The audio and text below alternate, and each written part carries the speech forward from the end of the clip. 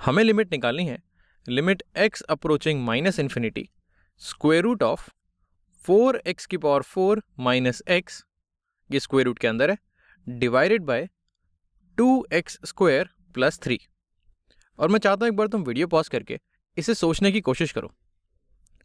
तो जैसा हमने इन्फिनिटी और माइनस इन्फिनिटी के केसेस में देखा है, हमें यह पता लगाना ज़रूरी है कि न्यूमरेटर और डिनोमिनेटर में सबसे पावरफुल टर्म कौन सी है, सबसे शक्तिशाली टर्म कौन सी है।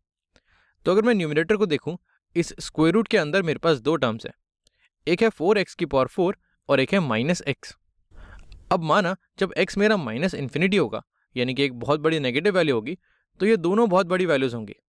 लेकिन अगर मैं इन दोनों में कंपेयर करूं तो ज़्यादा बड़ी मेरी वैल्यू ये वाली होगी।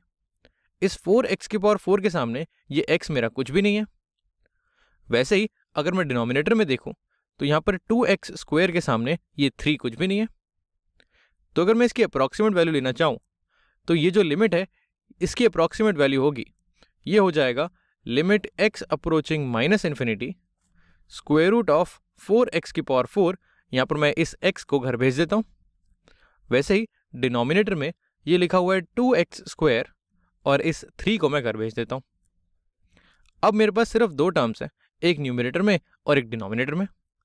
ये लिखा है 4x⁴ का स्क्वायर रूट, जिसकी वैल्यू हो जाएगी, ये बराबर हो जाएगा, यहाँ मैं लिमिट का साइन दोबारा लगाता हूँ, limit x approaching minus infinity, मेरा न्यूमरेटर हो जाएगा 4 का स्क्वायर रूट हो गया 2 और x⁴ हो जाएगा मेरा x², डिवाइडेड बाय मेरा जो डिनोमिनेटर है ये भी 2x² है।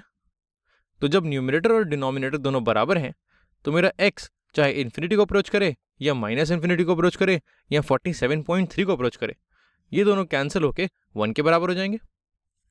तो इसकी लिमिट हो जाएगी, यह है limit x approaching minus infinity, क्योंकि न्यूमरेटर डिनोमिनेटर बराबर हैं तो ये कैंसिल होके 1 के बराबर हो रहे हैं, तो इसकी वैल्यू हो जाएगी 1। और तुम चाहो तो तुम इसको मैथमेटिकली देख सकते हो, ये हमने अंदाज़ा लगाने की कोशिश की। तुम न्यूमरेटर और डिनोमिनेटर को x² से डिवाइड कर सकते हो। अगर इसी चीज़ को मैं लिखूं, अगर मैं न्यूमरेटर और डिनोमिनेटर को x² से डिवाइड करता हूँ, ये हो जाएगा 1/x² और ये हो जाएगा 1/x²। इस पूरे को अगर मैं x² से डिवाइड करूँ तो ये बराबर हो जाएगा, ये है limit x approaching minus infinity. अगर मैं 1/x² को देखूँ तो ये लिखा हुआ है 1/x⁴ का स्क्वायर रूट। ये मैं इसलिए कर रहा हूँ ताकि इसको मैं इस स्क्वायर रूट से बात करवा पाऊँ। ये मल्टीप्लाइड है square root of 4x⁴ minus x के, ये मेरा न्यूमरेटर है।